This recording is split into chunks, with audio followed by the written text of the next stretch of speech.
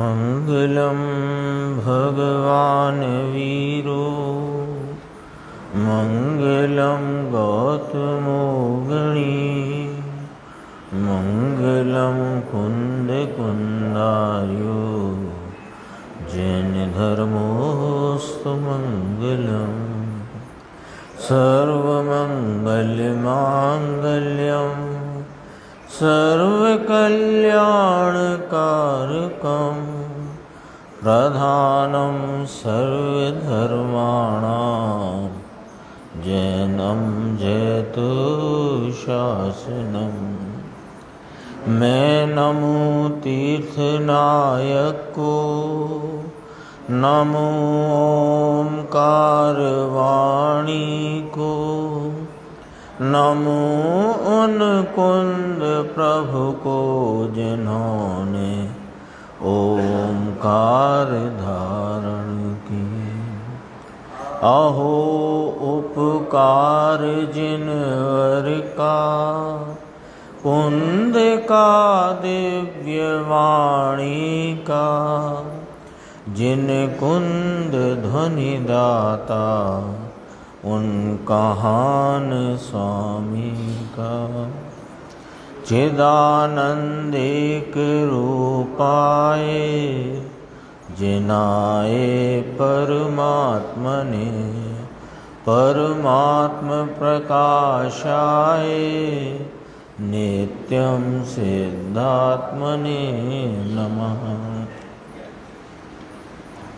आचार्य योगेंद्र देव कृत ये परमात्म प्रकाश नाम का ग्रंथ है और इसके मोक्ष मार्ग के निरूपण स्वरूप 63वीं गाथा की चर्चा कल भी चली, थोड़ी आज चली और आज 64वीं गाथा उसका भी प्रारंभ हुआ।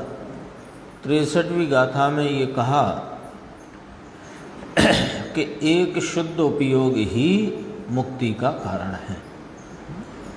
यह शुद्ध उपयोग निज शुद्धात्म तत्व के सम्यक श्रद्धान रूप है, सम्यक श्रद्धान ज्ञान और आचरण रूप है।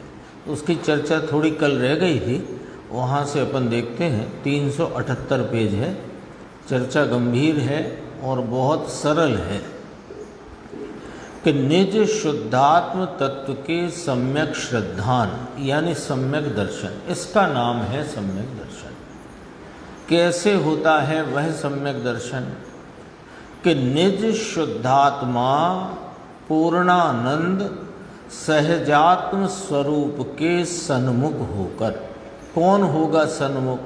कि वर्तमान प्रवर्तित उपयोग, जो वर्तमान उपयोग की दशा है वह सन्मुखता करे।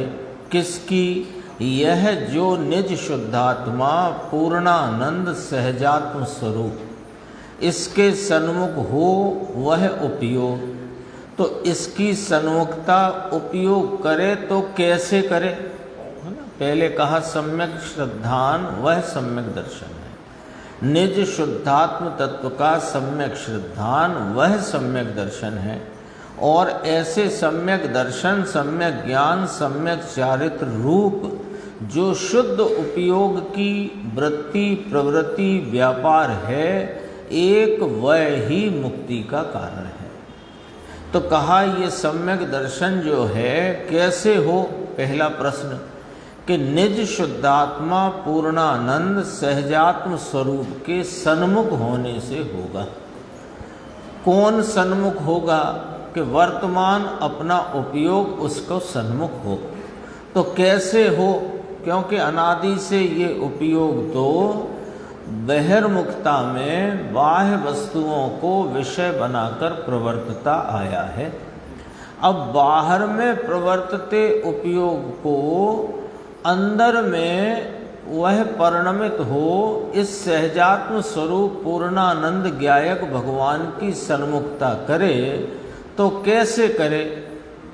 तो कहा निमित्त, पर्याय और राग से विमुख होकर, यानी निमित्त का लक्ष्य छोड़े, राग का लक्ष्य छोड़े और जो पर्याय वर्त रही है एक समय की उसको भी लक्ष्य में से छोड़कर, यानी उसको विषय न बनाते हुए, संयोगी चीज भगवान आदि से भी विमुख होकर, उसी का विस्तार करते हैं। ये सम्यक दर्शन के उपाय रूप में गुरुदेव श्री का ये 3 सूत्रीय स्पष्टीकरण है।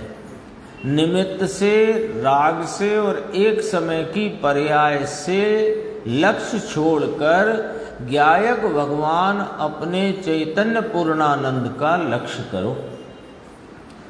तो कहा निमित्त माने क्या?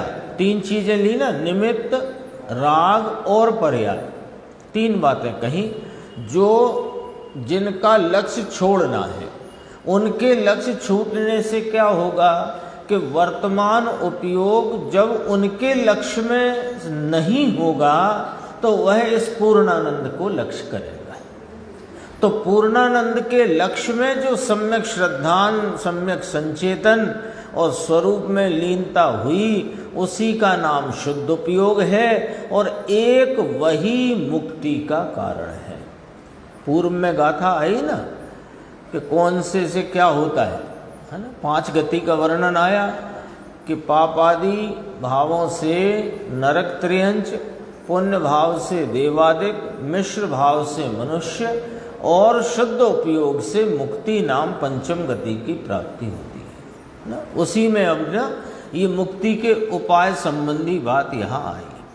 अब स्पष्टीकरण, निमित्त में क्या लेना कि संयोगी चीज भगवान आदि से भी विमुख होकर, ऊंचे में ऊंचा कह दो, स्त्री पुत्र कुटुंब धन दौलत ये तो है ही, इससे तो विमुख होने की तो तुम्हें मालूम ही है।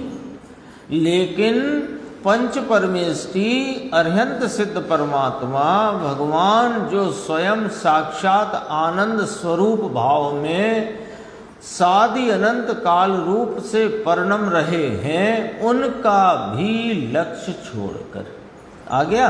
संयोगी चीज भगवान आदि से भी विमुख होकर, एक उनकी भक्ति में राग हुआ, उनके प्रति भक्ति बहुमान, उनका जो गुणानुवाद संबंधी राग हुआ, उससे भी विमुख होकर, और एक समय की उस राग को जानने वाली जो ज्ञान की पर्याय है, उससे भी विमुख होकर।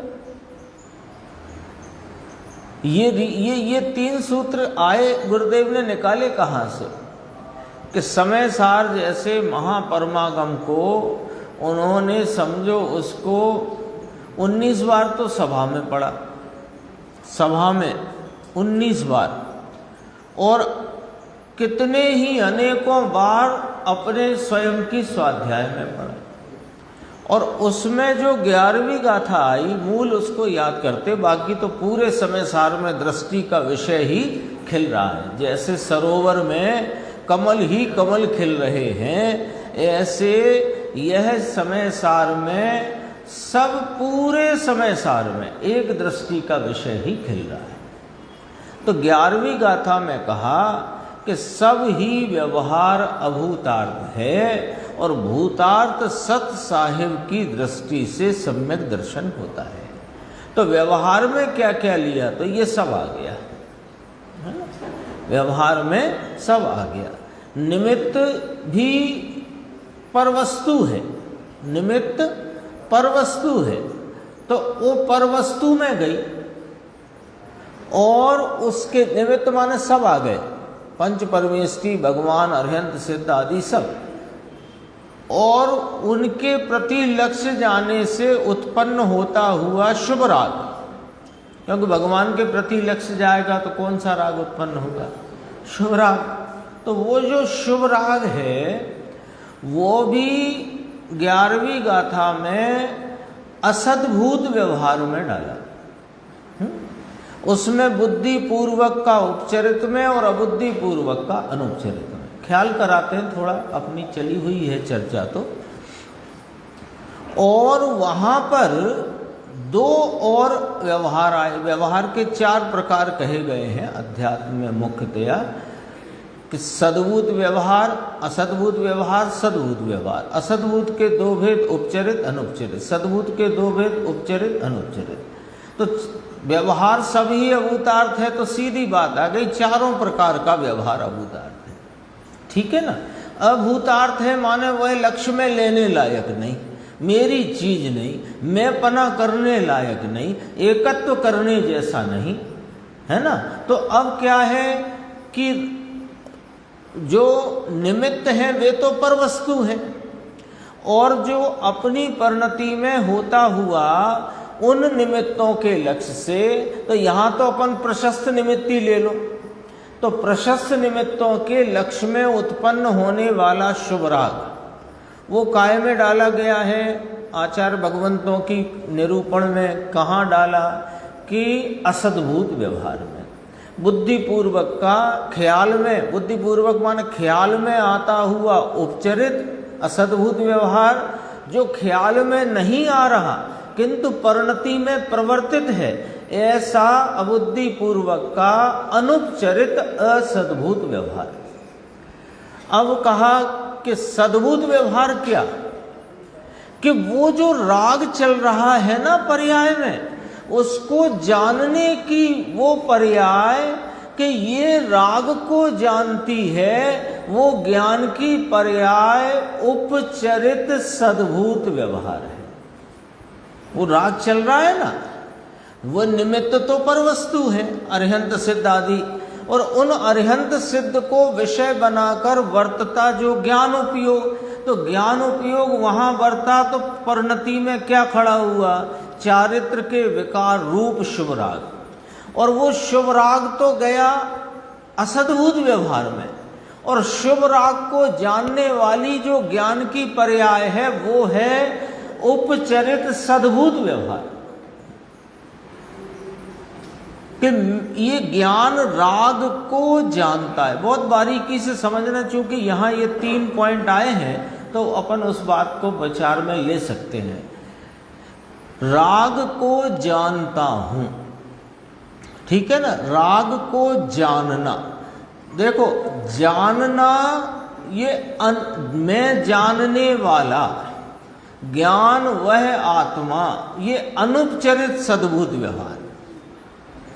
और राग को जानता हूं, ये उपचरित सद्भूत व्यवहार। जानता तो है आत्मा ही, पर राग को जानता, अरे जानते हो ये रखो ना, राग को जानता हूं, तो राग को जानता हूं ये व्यवहार हो गया, क्योंकि जानता तो वास्तव में अपने ही भाव को है। फिर राग को जानता है ये सद्भूत उपचरित सद्भूत व्यवहार। और जानता हूं यानी मैं जानन स्वरूप हूं, जानना वह आत्मा, ज्ञान वह आत्मा, ये अनुपचरित सद्भूत व्यवहार है, क्योंकि ये गुण गुणी का भेद है, गुण गुणी का भेद है। दूसरी तरफ से भी विचार करना, ये 4 बातें आई ना सामने, तो 4 जब सामने आई तो इसमें और विचार। छठी गाथा में 3 निकाल दिए। छठवीं गाथा आ गई ना 11वीं गाथा के पूर्व, प्रमत्त नहीं अप्रमत्त नहीं मैं एक ज्ञायक भाव हूं। उसमें प्रमत्त अप्रमत्त के रूप से सब पर्यायों को निकाल दिया। तो 3 जो है उपचरित असद्भूत, अनुपचरित असद्भूत और उपचरित सद्भूत, ये 3 छठी गाथा में बाहर किए। और चौथा जो है ज्ञान वह आत्मा, गुण गुणी के भेद रूप व्यवहार, इसको 7वीं गाथा में। ये सब ही को छोड़कर, है ना, वो 11वीं से अपन कनेक्ट कर रहे हैं यहाँ बात को, 11वीं गाथा समझा, उससे कनेक्ट करो कि उसको छोड़कर, किसको छोड़कर, कि व्यवहार में सभी अभूतार्थ है। तो उसमें क्या क्या आ गया आप तो संक्षेप में समझाओ। ये तो शास्त्रीय भाषा हो गई, ये वाला व्यवहार, ये वाला व्यवहार, कि वो शास्त्रीय भाषा इसलिए जरूरी है कि कहाँ फंसोगे तो कम फंस नहीं जाना, इसलिए वो सब बात करी। पर अब सरल भाषा में कहते हैं कि सर्व निमित्तों का लक्ष्य छोड़कर और निमित्त के लक्ष्य में उत्पन्न हुआ जो राग का भाव है उसका भी लक्ष्य छोड़कर, और उस समय में राग को जानती ज्ञान की अवस्था उसका भी लक्ष्य छोड़कर, उससे भी विमुख होकर फिर लक्ष्य में रहेगा क्या कि अपना सहजात्म स्वरूप एक रूप अखंड अभेद ज्ञानानंद स्वरूप, यह जो इसका उपयोग ने इसको विषय किया। कैसे किया कि इसकी सन्मुखता से। इसकी सन्मुखता कैसे हुई कि उनकी विमुखता से। वे कौन कौन है कि निमित्त राग और राग को जानती एक समय की पर्याय, उनसे जो विमुख होकर के जो परिणाम स्वरूप सन्मुख हुआ, तो वो स्वरूप सन्मुखता में जो आनंद आदि निर्मल पवित्र भावों का आस्वादन संचेतन है वो सम्यक ज्ञान है, और उस संचेतन में अपने अखंडपने की प्रतीति वह सम्यक दर्शन है, और उपयोग का उसमें लगे रहना ये सम्यक चारित्र है। यह शुद्ध उपयोग का वर्णन किया, और इस शुद्ध उपयोग से ही अथवा एक यह शुद्ध उपयोग ही मुक्ति का कारण है। 5 गति की बात चलती है ना इस 63 नंबर गाथा में। 63 नंबर गाथा में कितनी गति की बात आई मुकेश जी? 5 गति की बात आई। तो गति तो 4 है कि वे 4 तो परिभ्रमण रूप दुख रूप है, पंचम गति सुख रूप है। तो अपन ने कल कहा था कि 5 गति को 2 में बांट दो तो 2 ही है वास्तव में, संसार और मुक्त। 2 ही तो है। जीव के कितने भेद? 2 भेद कहे जीव के, संसारी और मुक्त। तो मुक्त 5वीं गति और 4 गति संसार। देखो दोबारा पढ़ता हूं मैं, दोबारा इसलिए पढ़ता हूं कि समझ में तो सबके आ जाता है, थोड़ा बार बार पढ़ने से याद रह जाता है ना। संयोगी चीज भगवान आदि निमित्त से भी विमुख होकर, उनकी भक्ति में राग हुआ उससे भी विमुख होकर, और एक समय की राग को जानने वाली जो ज्ञान पर्याय है उससे भी विमुख होकर सहजात्म स्वरूप का जो सम्यक श्रद्धान होता है उसका नाम सम्यक दर्शन है। इस निज शुद्धात्म तत्व के सम्यक ज्ञान ऐसा लेना, सम्यक श्रद्धान, सम्यक ज्ञान ऐसा लेना, ये सम्यक तीनों को लागू पड़ता है। जो अपना सहजात्म स्वरूप की सन्मुखता हुई उसी पर्याय में सम्यक ज्ञान परिणमा, उसी पर्याय में सम्यक श्रद्धान परिणमा, और वही पर्यायों की धारा लीन रही सो सम्यक चारित्र का परिणमन है। जिसमें निज शुद्धात्म तत्व के अंतर्मुख होकर सम्यक श्रद्धान हो, वह निज शुद्धात्मा का सम्यक ज्ञान, अरे शास्त्र का ज्ञान या दूसरा ज्ञान नहीं कहते, दरअसल में उसे ज्ञान ही नहीं कहते। निज शुद्धात्मा भगवान आत्मा का अंतर सम्यक ज्ञान और निज शुद्धात्म तत्व का सम्यक आचरण, यह चारित्र है। पंच महाव्रत का विकल्प आदि वह चारित्र नहीं है, वह तो राग है, वह तो पुण्य बंध का कारण है। आ गया ना, ऊपर आ गया था। शुद्धात्मा पवित्र भगवान सहजात्म स्वरूप परमात्मा, कौन ने बताया? कि सर्वज्ञ ने कहा, सर्वज्ञ ने कहा, है ना। सामान्य लौकिक में नहीं होता। कोई बात आपने हमें बताई कि फला फला जगह फला घटना हुई, अरे आपको किसने बताई? पूछते ना। कोई ऐसी बात हो, है ना, तो आपसे किसने कहा? जैसे आपके हाथ में अंगूठी है, अंगूठी में हीरा है, आपने कहा कि ये हीरा पता है आपको 10 करोड़ रुपए का है। अच्छा, किसने बताया?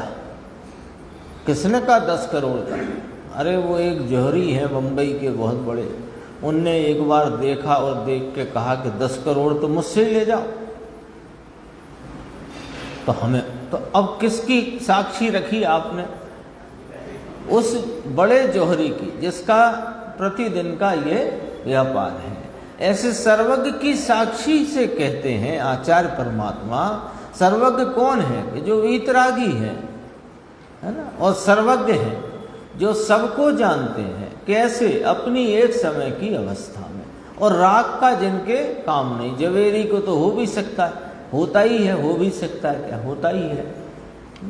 यहाँ तो कहते हैं कि तुम शुद्धात्मा हो, तुम पवित्र हो, तुम भगवान स्वरूप हो, तुम सहजात्म स्वरूप हो। ये कौन ने कहा? इसको परमात्मा किसने कहा? कि उस परमात्मा ने कहा कि तुम परमात्मा हो। ये परमात्म प्रकाश नाम का ग्रंथ है ना, तो इसमें प्रारंभ में जब चर्चा शुरू हुई तो आत्मा की 3 अवस्थाओं के आधार से 3 वर्गीकरण किए, बहिरात्मा, अंतरात्मा, परमात्मा। तो कहा ये तो पर्यायों के प्रकार हैं, आप तो परमात्मा की बात करो। बहिरात्मा, अंतरात्मा, परमात्मा, ये तो साहिब पर्याय के प्रकार हैं, आप तो हमारी बात करो कि तुम तो परमात्मा हो ना, तुम तो हो ही परमात्मा। किसने कहा? कि परमात्मा ने।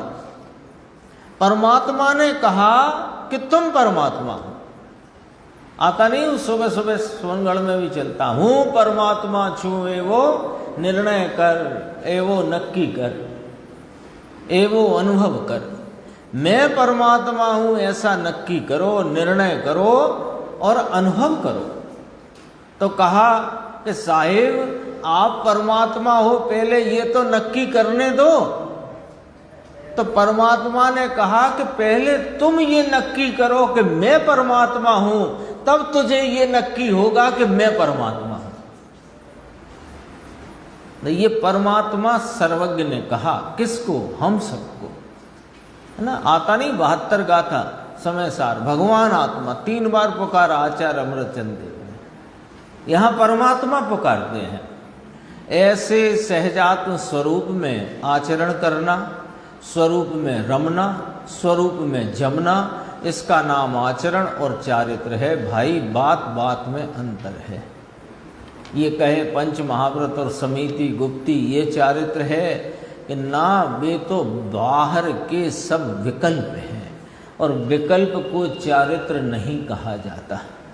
तो क्या कहा जाता है विकल्प को? चारित्र का विकार कहा जाता है। विकल्प को क्या कहते हैं? चारित्र का विकार। और निर्विकल्प भाव को क्या कहते हैं? कि उसे चारित्र कहते हैं।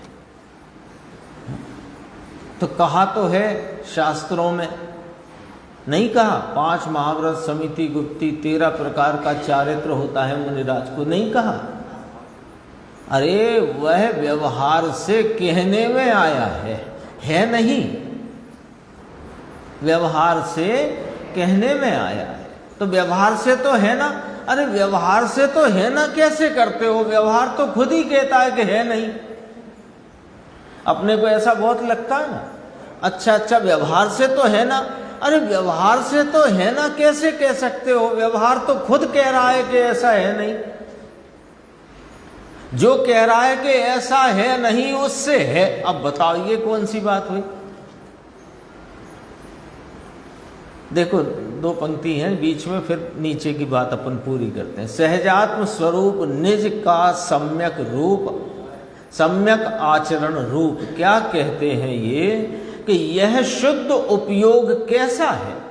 जो शुद्ध उपयोग, जो एक शुद्ध उपयोग ही मुक्ति का कारण है, सो साहेब वह शुद्ध उपयोग कैसा है? कि मोक्ष का कारण एक शुद्ध उपयोग है। वह कैसा है? कि निज शुद्धात्म तत्व का सम्यक श्रद्धान, भगवान निज आत्मा का सम्यक ज्ञान और निज आत्मा के आनंद में रमणता। इसलिए उसे शुद्ध उपयोग के बिना किसी तरह भी मुक्ति नहीं हो सकती। देखो कथन की, निरूपण की शैली देखो। अस्ति नास्ति करी, नवीन भाई देखो, अस्ति नास्ति करी, यहीं पढ़ लो ये बोर्ड अक्षर।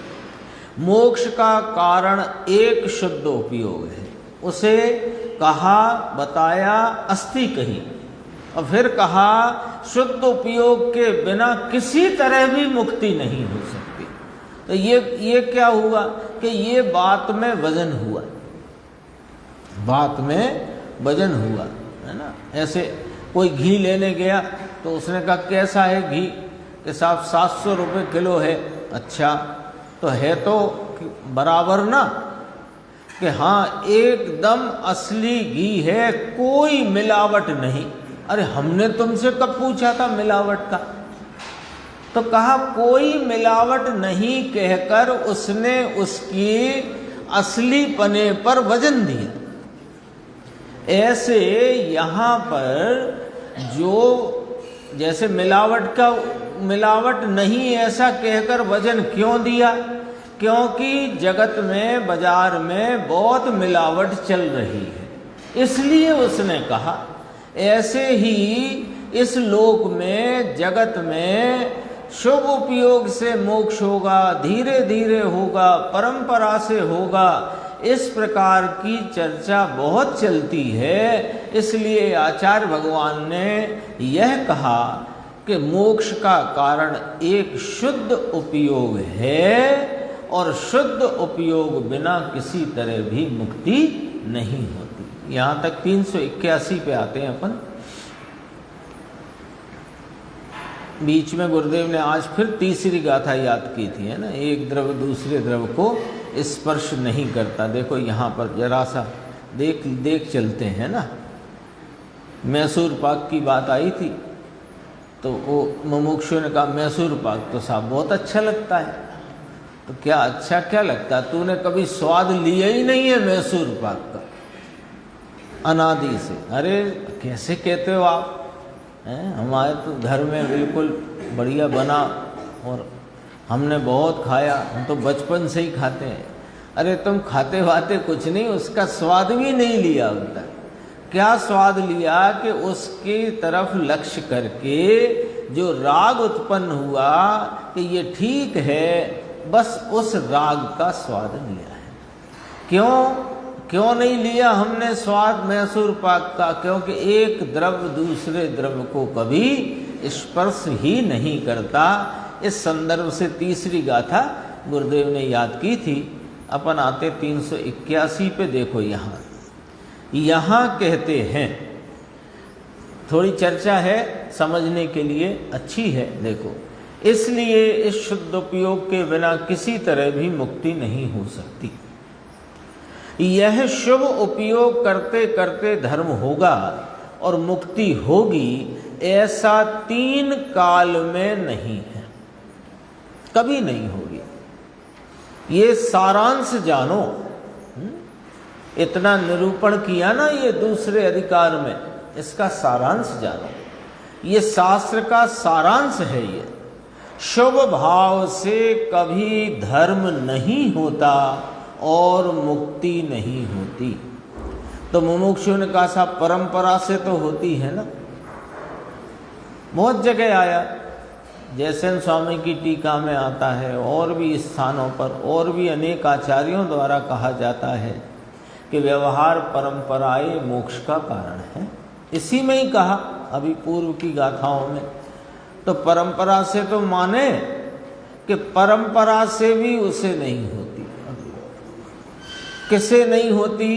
कि जो इसे परंपरा से कारण मानकर बैठा है और मूल कारण जिसके पास उपजा ही नहीं, उदित ही नहीं हुआ, उसे तो इससे भी कोई रीति से नहीं होती। मूल कारण ही जिसकी परिणति में उदित नहीं हुआ, जागृत नहीं हुआ, उसको तो ये परंपरा भी नहीं कहने में आएगी। परंपरा भी तो तब कहने में आए कि जब उसके मूल कारण प्रवर्तित हो और अभी कमजोरी से राग हो जिसे वह टाल देगा, तो परंपरा कहने में आएगी।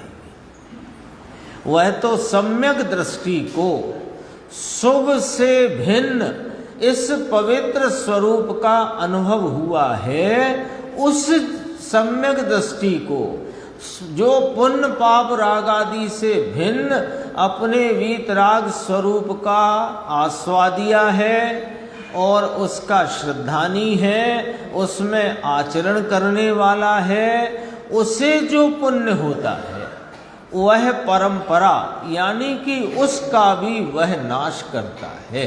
तो नाश करके वीतराग होगा। अभी पुण्य है वह तो साक्षात बंध का कारण है। पुण्य साक्षात बंध का कारण है। तो क्या हम ऐसा समझें कि अज्ञानी को पुण्य साक्षात बंध का कारण और ज्ञानी का पुण्य मुक्ति का कारण के न? ज्ञानी को भी साक्षात तो बंध का ही कारण है, लेकिन उस बंध के कारण का अभाव करके मूल कारण द्वारा शुद्ध उपयोग द्वारा वह पूर्णता को प्राप्त करेगा। इस अपेक्षा से उसे परंपरा कारण कहने में आया है। बार बार अपन इस बात पर विचार करते हैं, वो इसलिए करते हैं कि बार बार एक बात को सुनने से, उसको थोड़ा विचार में लेने से, उसका थोड़ा चिंतन करने से जो अनादि की गहरी गहरी वासना राग के प्रति की पड़ी है उसको शिथिल करके मूल मार्ग की प्राप्ति करना अपना प्रयोजन है। इसलिए है ना, कोई लगे रोज ही तो एक बात करते हो, दूसरी बातें ही नहीं करते। रोज एक ही बात चलती है, शुभ राग बंध का कारण है, शुद्ध भाव मुक्ति का कारण है, मुक्ति के कारण रूप शुद्ध भाव शुद्ध स्वरूप के आश्रय से प्रकटता है, पर के आश्रय में राग प्रकटता है, राग हे है, शुद्ध आत्मा उपादेय है। ये 5 लाइनों के अलावा बताओ रोज और कौन सी बात करते हो? इसके अलावा सब कर चुके और ये ही नहीं करा, और ये समझ तो रहे हैं बौद्धिक रूप से, लेकिन इसका दो स्टेज हैं बौद्धिक रूप से समझ। एक तो सुन लिया तो धारणा में रह गया, है ना। एक धारणा में भी भाव भाषण तो हुए पहले कि हाँ यही ठीक है, और भाव भाषण के उपरांत जो ठीक है उस तरफ फिर प्रवृत्ति हो तो फिर अपन समझें कि समझने का कोई लाभ अपने को मिला है। बात तो फिर यही चलेगी और क्या चलेगी। द्वादशांग कितना है मालूम? एक अंग में 18,000 पद और एक पद में 51 करोड़ श्लोक, और ऐसे दुगने दुगने दुगने दुगने करो तो इतना लंबा चौड़ा द्वादशांग। उसका सारभूत एक शुद्धात्मा, और शुद्धात्मा कहो संक्षेप में, और विस्तार में भी कहना हो तो 5 अस्थि का 6 द्रव्य 7 तत्व 9 पदार्थ, बस इतनी बात है। इसके अलावा कुछ भी नहीं है। तो फिर क्या करना कि इतने को ही समझो ना। क्यों समझे? कि अपने सुख के प्रयोजन के। देखो अभी पुण्य है साक्षात तो बंध का कारण है, परंतु पश्चात स्वभाव का आश्रय लेकर, है ना, पश्चात स्वभाव का आश्रय लेकर माने स्वभाव का आश्रय तो लिया हुआ है, लेकिन और उग्र करके बढ़ा करके उसका नाश करेगा। किसका नाश करेगा? पुण्य का नाश करेगा। तो परम पुण्य नाम शुभ भाव, शुभ भाव का भी परिणति में नाश करेगा। कैसे करेगा? कि उत्पन्न नहीं होने देगा, तो नाश हो गया। तो नाश करेगा तो परंपरा मुक्ति का उसे आरोप दिया जाता है। राग कहाँ मुक्ति का कारण है? प्रश्नवाचक। प्रश्नवाचक क्यों कहा? आपको मालूम नहीं है गुरुदेव? हमसे पूछ रहे हो?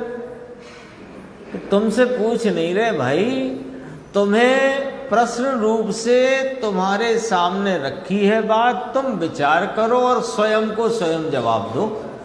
इसलिए वीत राग मार्ग में राग कहाँ कारण होता है? राग तो बंध का कारण होता है, कारण है। सूक्ष्म बात बापू, बहुत सूक्ष्म, इसको सूक्ष्म कहा। नीचे देखो, अब वो मुमुक्षु बोला, श्रोता साहेब जब काल लब्धि पकेगी तब होगा, हम क्या करें? आपने बता दिया, आपने बता दिया शुभ भाव भी त्यागने योग्य है, एक शुद्ध भाव ही उपादेय है। जो शुद्ध स्वरूप के आलम्बन से परिणति में प्रकट होता है। कैसे होता है? अपन ने जहाँ से चर्चा प्रारंभ की थी कि निमित्त, राग और एक समय को की ज्ञान की राग को जानती पर्याय उसका भी लक्ष्य छोड़े तो होता है। ये बात तो आपने बता दी, हमने समझ ली, अब हम समझ कर बैठे हैं। अब काल लब्धि आएगी तो हो जाएगा। आपने कही, हमने मानी, अब क्या करना? काल लब्धि कही है ना, शास्त्र में नहीं कही काल लब्धि हो तब कार्य होता है। उसका जवाब सुनना है अपने को, वो भी पहले से मालूम है पर और पक्का करना है। गुरुदेव ने कहा मैं तो पहले से ऐसा कहता हूँ कि काल लब्धि है तब कार्य होगा, ये बात तो ठीक है, पर काल लब्धि है उसका ज्ञान किसको होता है? कौन जानता है कि काल लब्धि में कार्य होता है?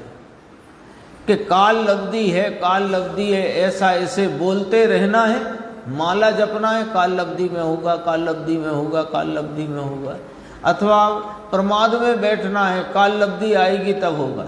अरे पहले काल लब्धि तो समझ जाओ क्या होती है। काल लब्धि का यानी अर्थ देखना, गंभीर अर्थ है। पर्याय में जब पुरुषार्थ करके, कौन सा पुरुषार्थ? स्वरूप सन्मुखता का, अपने चैतन्य महाप्रभु की सन्मुखता का पुरुषार्थ करके सम्यक आनंद आया तो काल लब्धि इस समय पकी, ऐसा ज्ञान हुआ।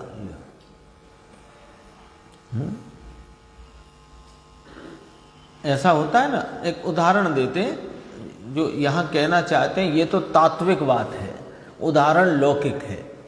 तात्विक पकड़ना है, लौकिक सुनना है। लौकिक मत पकड़ना, सुनना उसे। कि जैसे घर में अपने समझो शादी संबंध के योग बच्ची हो, बच्चा हो, तो उसका संबंध करना है ना। तो अपन ने विचार किया, दो चार रिश्तेदारों, मिलने जुलने वालों को बताया भी कि अपने को संबंध करना है, तो उन्होंने भी सुना, समझा, फिर वो जो कुछ हुआ। पर कदाचित साल, 2 साल, 3 साल निकल गए और तीसरे साल आकर के वो बात बनी और संबंध तय हुआ और विवाह हो गया। अब ये क्या कहेगा, ये क्या कहेगा कि अब समय यही आना था तभी तो हुआ, समय ये आना था तभी तो हुआ। वे कह भी रहे थे बहुत समझदार लोग कि भैया समय आने पे सब होगा, ज़्यादा तुम हैरान मत हो।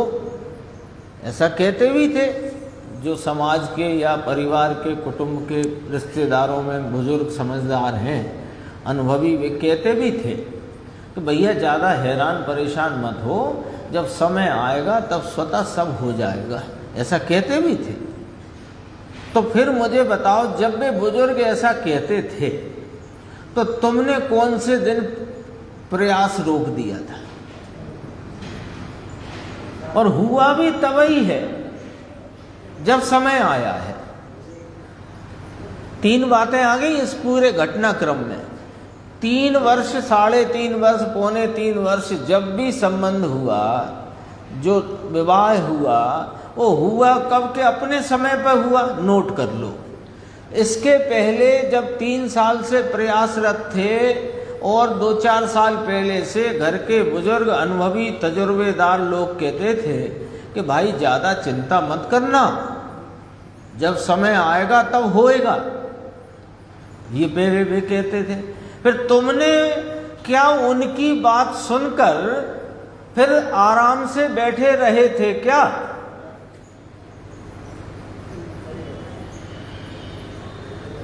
फिर तो तुम्हें चैन ही नहीं था, है ना।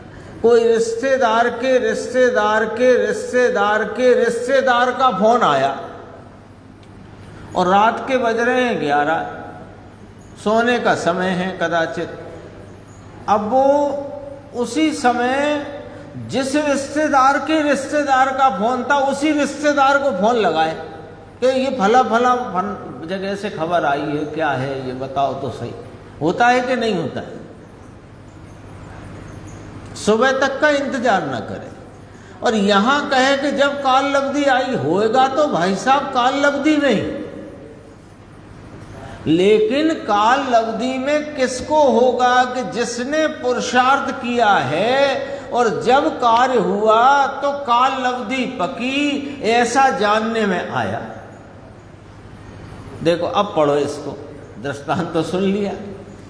काल लब्धि का ज्ञान कैसे हुआ कि पर्याय में जब पुरुषार्थ करके, यहां कौन सा पुरुषार्थ है? स्वरूप सन्मुखता का, निर्णय का, तत्व निर्णय का, तत्व की महिमा का, तत्व की रुचि का पुरुषार्थ करके स्वभाव सन्मुख होकर सम्यक आनंद आया, तो काल लब्धि इस समय पकी, ऐसा ज्ञान हुआ। अब आ गया उदाहरण से ये बात ख्याल में आ गई। मोक्ष मार्ग प्रकाशक में टोडरमल जी ने लिखा है कि एक कारण जहां है वहां पांचों कारण साथ में हैं। स्वभाव सन्मुख जो पुरुषार्थ किया उसी समय पांचों समवाय साथ में है। स्वभाव, पुरुषार्थ, नियति, भव्यतव्यता, होना, वो क्या है? स्वभाव, पुरुषार्थ, निमित्त, निमित्त तो बाद में आता, भव्यतव्यता, होनहार, काल लब्धि। भव्यतव्यता होनहार एक हो गई, काल लब्धि और निमित्त सब है कि नहीं साथ में। 9वें अधिकार में कहा टोडरमल जी कृत मोक्ष मार्ग प्रकाशक, गुरुदेव कहते हैं कि देखो टोडरमल जी ने बहुत काम किया है।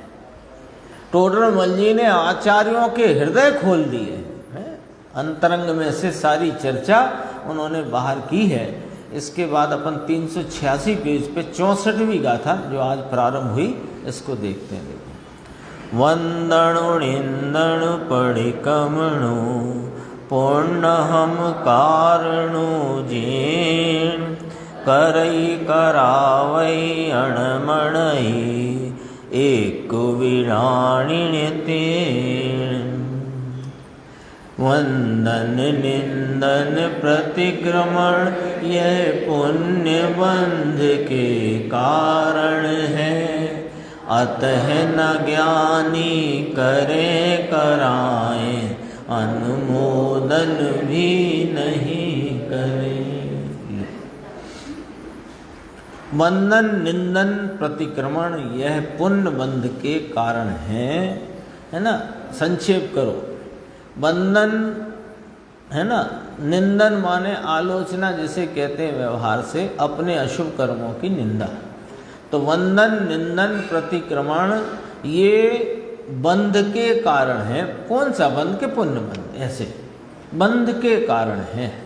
इसलिए जो मुक्ति चाहते हैं, मुक्ति के मार्ग में चल रहे हैं, जिनकी मुक्ति निकट है, वे इन सब भावों को नहीं करते, नहीं कराते और अनुमोदना भी नहीं करते। किसकी? वंदना की, अशुभ कर्मों की, निंदा की और प्रतिक्रमण की। प्रतिक्रमण को जहर का घड़ा कहा, विष्कुंभ समय सार जी ने कहा। अभी गुरुदेव याद करेंगे उसको। देखो उत्थानी का निश्चय प्रतिक्रमण, निश्चय प्रत्याख्यान और निश्चय आलोचना रूप जो शुद्ध उपयोग, उसमें ठहर कर व्यवहार प्रतिक्रमण, व्यवहार प्रत्याख्यान और व्यवहार आलोचना रूप शुभ उपयोग को छोड़ो। छोड़े माने छोड़ने योग्य है। अन्वयार वंदनम पंच परमेष्टि की वंदना, निंदनम अपने अशुभ कर्म की निंदा और प्रतिक्रमणम अपराधों की प्रायश्चित आदि विधि से निवृत्ति। ये सब जो पुण्य के कारण हैं, मोक्ष के कारण नहीं। इसीलिए पहली अवस्था में पाप के दूर करने के लिए ज्ञानी पुरुष इनको करता है, कराता है और करते हुए को भला जानता है। तो भी ये सब अर्थकार ने जोड़ा है, इसका अर्थ अपन और गंभीरता से विचारेंगे। पहले पढ़ लेते हैं। प्रथम अवस्था में कौन की बात करी है? इसीलिए पहली अवस्था में पाप को दूर करने के लिए कौन? ज्ञानी पुरुष।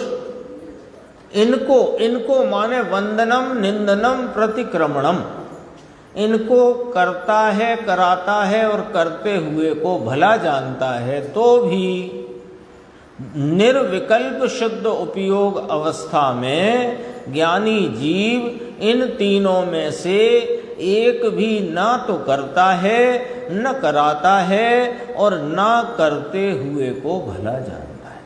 अब ये बीच में जो एक पंक्ति आई है इसको समझना पड़ेगा। देखो, पंच परमेष्टि की वंदना, अपने अशुभ कर्म की निंदा और अपराधों की प्रायश्चित आदि विधि से निवृत्ति, ये सब जो पुण्य के कारण है, मोक्ष के कारण नहीं। इस बात में किसी को कोई आशंका है? ये तो स्पष्ट है ना, भली भांति स्पष्ट है। अब देखो, तो ज्ञानी को भी स्पष्ट है, ज्ञानी को भी ये बात स्पष्ट है। अब जरा थोड़ा सा पढ़ने में अपन इसको देखते हैं कैसे। इसीलिए पहली अवस्था में माने मोक्ष मार्ग की अथवा आत्माराधना की जघन्य अवस्थाओं में जब शुद्ध उपयोग की उग्रता नहीं है, थोड़ा शुद्ध उपयोग है, अस्थिरता अधिक है, ऐसी अवस्था में पाप के दूर होने रूप ज्ञानी पुरुष को ये होते हैं तो भी अब उसमें जब होते हैं तो भला जान के नहीं होते हैं, ये ध्यान रखना।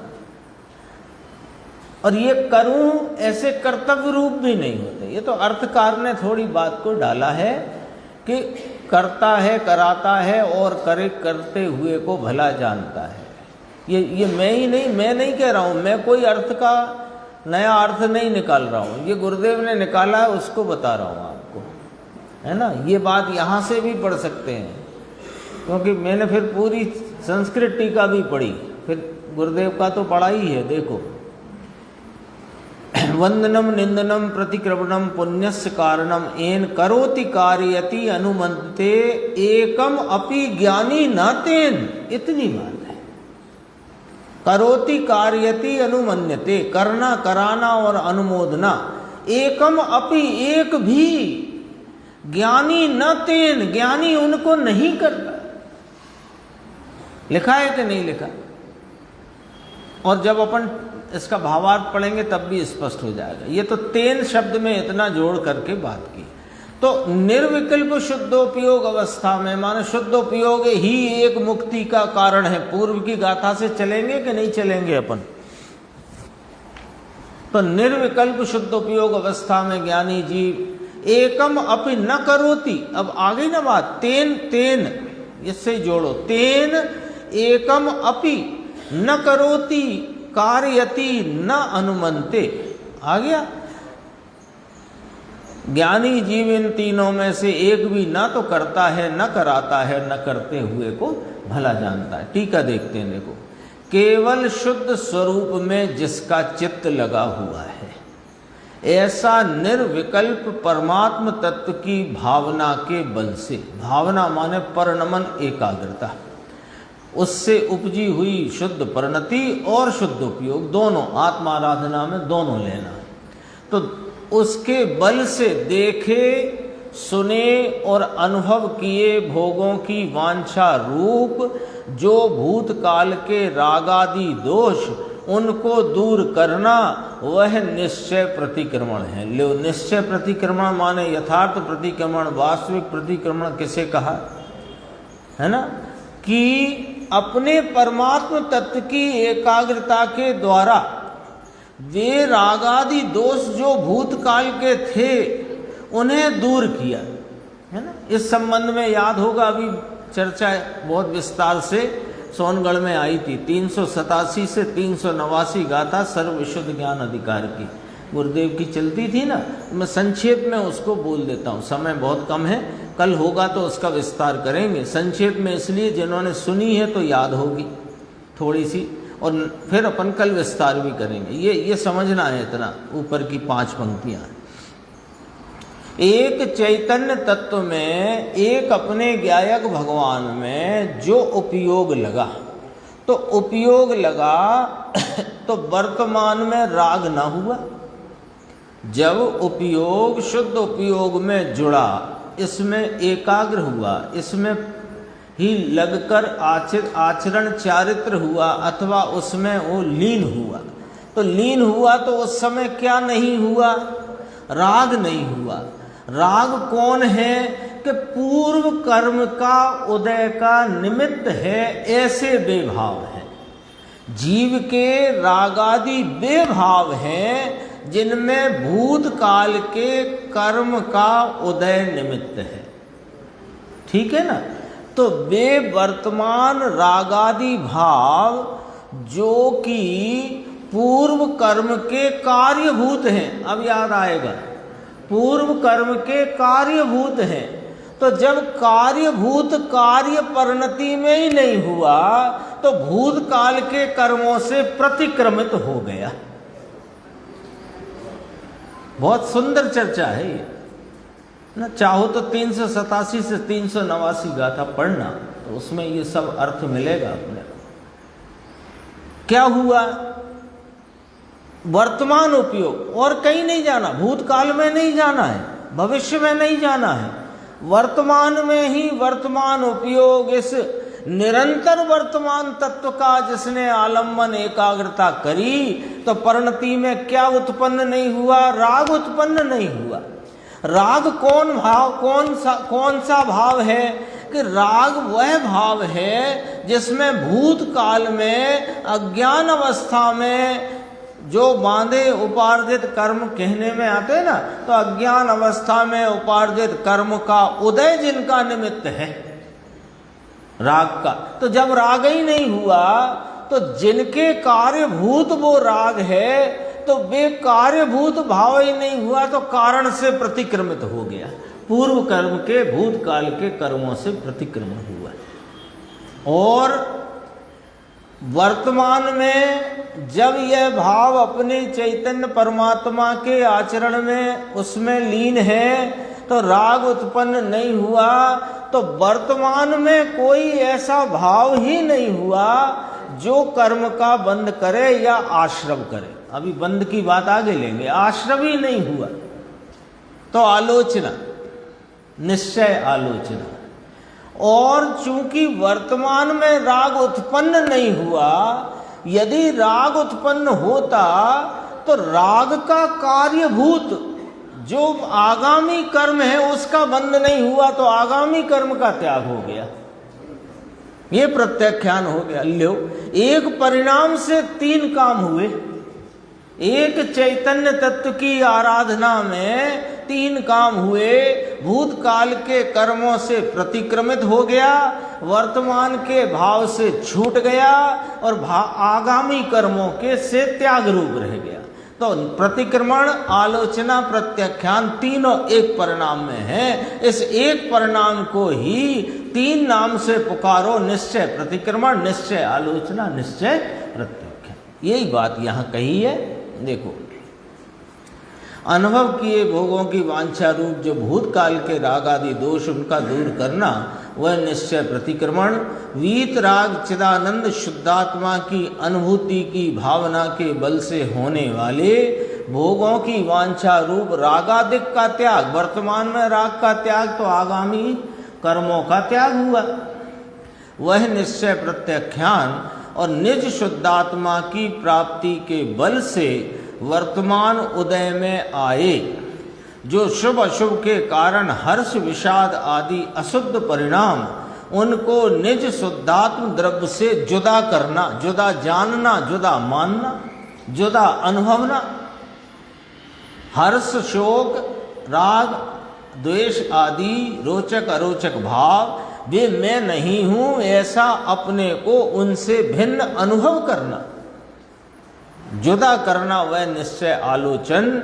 इस तरह निश्चय प्रतिक्रमण, प्रत्याख्यान और आलोचना में ठहर कर जो कोई व्यवहार प्रतिक्रमण, व्यवहार प्रत्याख्यान, व्यवहार आलोचना, इन तीनों के अनुकूल कौन से भाव कि वंदना निंदा आदि जो शुभ उपयोग है उनको छोड़ता है, वही ज्ञानी कहा जाता है, अन्य नहीं। यहाँ तक अपनी चर्चा आई, समय हो गया, अपन थोड़ी चर्चा इसकी आगे करके फिर गुरुदेव की स्पष्टीकरण की बात कल करें।